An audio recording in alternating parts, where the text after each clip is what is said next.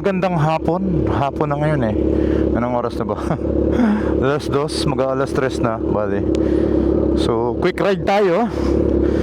Para sa, kasi binalik natin yung ating AR. Ride lang natin to. Para malaman kung ano ang pagkakaiba nung may silencer na SC Project at saka tong AR na wala. So, yun na nga, nagpalit tayo ng AR. Salado natin yung visor. Para maganda ang ating audio. So binalik natin yung AR natin para iti-testing natin kung anong pagkakaiba. Kasi feeling ko kasi nawala yung kanyang top speed. Ayun, mas maganda na naman sa ihataw. Bumalik yung niya. Bangis talaga niya. Ibang klase talaga. So medyo na-speechless tayo roon kasi pinapakiramdaman natin. At yun nga, medyo tayo, nawala tayo sa kasi mention nag-misfire, napunta sa neutral.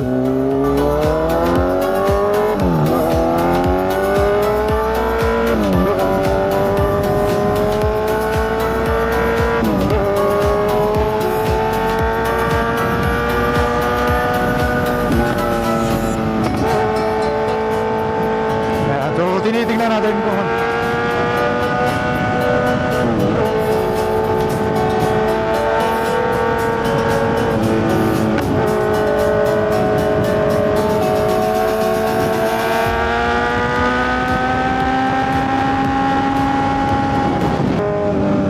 so bypass again kasi ito yung favorite place natin na daanan.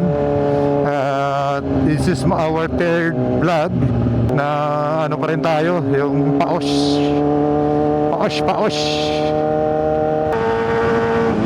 Medyo nagwawabol dito yung yung motor dahil ayan nagtatalon-talon siya. Hindi masyadong pantay yung semento, nawawala sa traction yung gulong. Yan, dito medyo hindi tayo makapatakbo ng mabilis. Gawa ng kalsada, hindi pantay. Babes, Ihawan at Gutong, Batangas.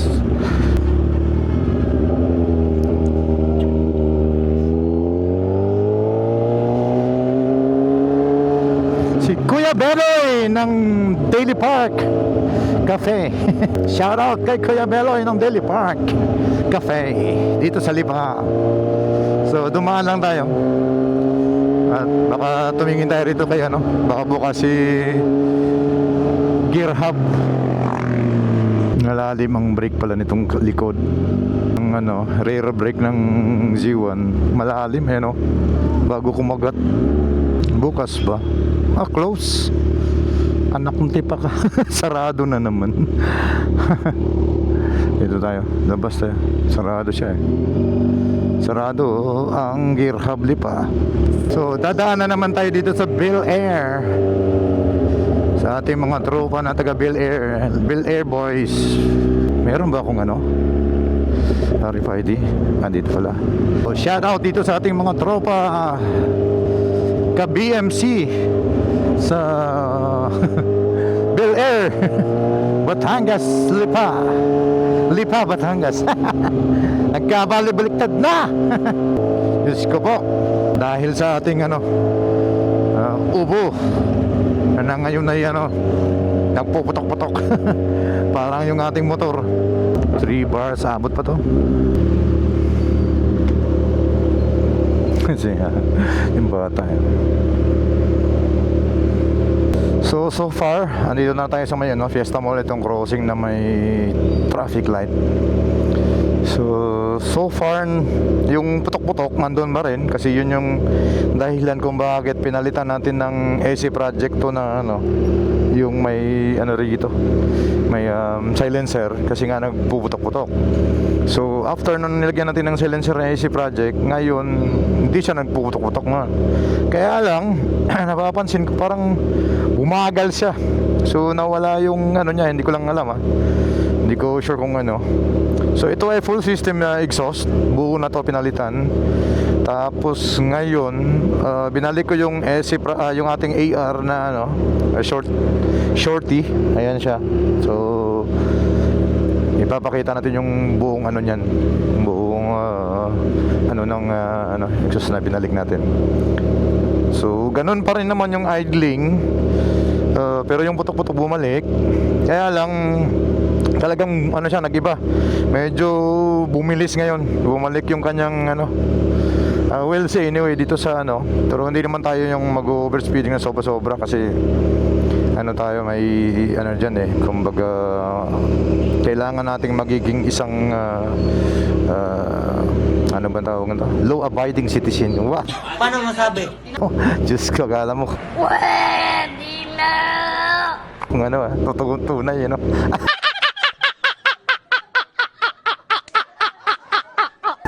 Utang yun ang yun. Kala mo totoo. So yun, after natin dito, pag tumawid tayo dyan sa ano, sa bypass, and then mag-exit tayo ng Balete, and we'll see kung ano ang magiging ano nito effect. So mamaya hindi ko alam kung anong ano, baka magpapatawid bigla to si kuya eh. Kaya delikado. So we'll see kasi hindi tayo naka full gear eh. So titingnan lang natin kung ano ba nangyari. Parang hindi tayo umurong. Aba kuya, mainit ha. So sarado nga pala si Gear Hub. Linggo ngayon. Sarado sila, so hindi natin alam. Speaking of yung sa mga bomba-bomba, katulad lang yung may mga makakasabay kasi tayo mga riders or kung sino man yung mga individuals na nagre-request ng bomba.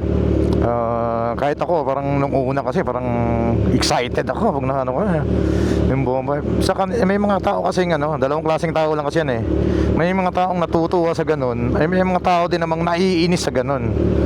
So kung maaari, as a content creator, as a motovlogger, so kailangan minsan din piliin din natin yung yung mga lugar na pwede mong ganun kasi halimbawa yung lugar ay medyo private or may mga tao na lalo yung mga matatanda na, so kailangan din nating ibalanse. Hindi lang tayo mag-iisip sa ibang tao kundi yung ibang din mga individuals kasi hindi po pwedeng ganun dahil baka mamaya dahil nainis sa'yo batuhin ka o kaya barilin ka, di patay ka. Kasalanan mo pa dahil dahil naudyukan ka doon sa sa mga taong nagre-request. Ang tawag nito City of Lipa, tapos ang apelyido ng mayor nila is Africa. Dami mga ngayon mga batang dati ano ba ang tawag nito? Para siyang nagsisinok-sinok. Ganitong mabagal tapos naka second gear ka, magsisinok-sinok to. Ngayon hindi na masyado. Ayan, mamamatay na gaganon eh. Namamatay siya pagka sobrang bagal tapos saka segunda. Talagang siya, yung nanghihingi siya ng power pag ganun or more gas ganun. So papasok na tayo ng naku, 2 bars na lang. Aabot kaya to? Biglang nag 2 bars eh. Yari, lipa pa to eh. Mapa-exit tayo ng Malbar nitong wala sa oras ha.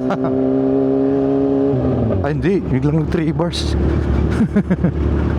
Para makita natin kung ang pagkakaiba.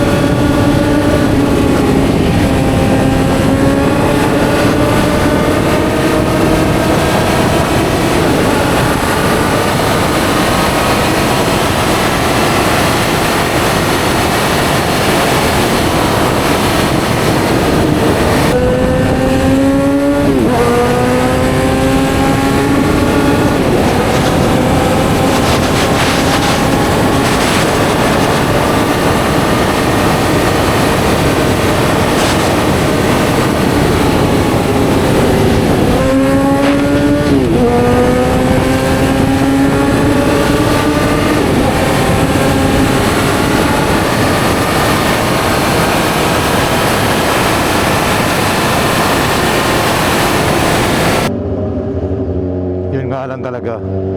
Yung tunog niya nakakabingi talaga eh. Ayan, katulad niya no, may mga matanda. So, di ba, nakakahiya. Bilang respeto na lang. So, kailangan din, hindi tayo maging makasarili. No? So, kailangan din nating isipin yung ibang tao bago tayo. So, para magkaroon pa ng pag-asa ang Pilipinas na magbago. Kasi nakikita ko puro mga greedy kasi. Anyway, nakaka-toxic yan eh. Ayaw ko ng toxic na mga life. Gusto ko eh, pag nagmotor tayo masaya. Yun lang natin, masaya tayo habang nagmumotor. So itong muffler na to pang pang New Year. Bago natin tapusin ang ating video or ang ating quick ride for today. So we would like to thank sa ating mga supporters, sa ating mga followers, sa ating subscribers na tumatangkilik at walang sawang sumusuporta sa ating channel. Sabi nga nila, Bedge, may kwenta man o wala. It's very well and much appreciated to each and every one of you. Shout out to each and every one of you.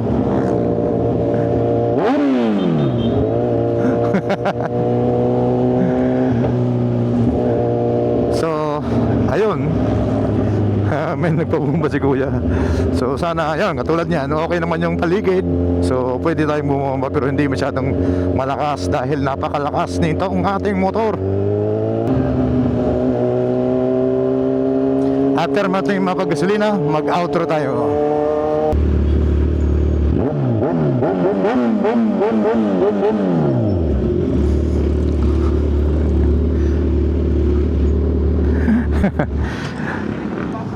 Ang ating walang sawang mga supporter dito. Si Kuya Alfred pala to. Kuya Alfred Watermax ba? Kayo, okay na kayo dito? May mga, ano ba yun, groceries? Mid-year po kasi yung amin. Ayos, at least, di ba? Malaking tulong yun. Bawi-bawi na mga double pay na yan. Oo. At least, kahit pa paano, may trabaho, di ba? Oh, yun ang importante. May asawa ka na. Parang nagtitap. Anak, meron na. Ayos lang yun. Hirap mag-anak sa panahon ngayon. Ay, tinan mo, di ba? At least ikaw, nag-isip ka na mahirap buhayin nga naman. Kaysa yung iba, walang niya eh. 7, 10, tapos hirap na hirap pa. Kawawa din naman yung bata. Oo, totoo. Pag meron na kahit pa paano. Oo. Sabi nga nila eh, kasalanan mo. Natataon at napapanahon, ano? Namatay kang mahirap, kasalanan mo na. Oh, yun, totoo yun. May mga bata. Oo, idadamay mo pa, ano? Forward lang natin dito para, ano? Para may makagasolina pa. So, ito yung lagi nating, pinagagasan, Uni Oil. Yan, si Uni Oil yung kahiran dito. Dito sa may Valley, sakop sa to eh. San Miguel eh. Hindi pala siya sakop ng San Bartolome. So ayan, yung ating AR na binalik. So nilinis ko pa yung pasukan niya kasi medyo madumi. Nag-build up ng mga dumi. Kaya ang hirap ipasok nung kanyang tambucho. So ayun na nga. 124 po. Ay, sige po. Thank you. Mas giveaway posing sa Uni Oil. Oo, yung dapat pala to kaagad, ilaruin mo kasi pag lumipas nawawala. Oo. Na-receive naman yun po. Sige. Scan nyo na siya, tapos nasa account nyo na yung speed. Oo. Hindi na po mag-expire yun.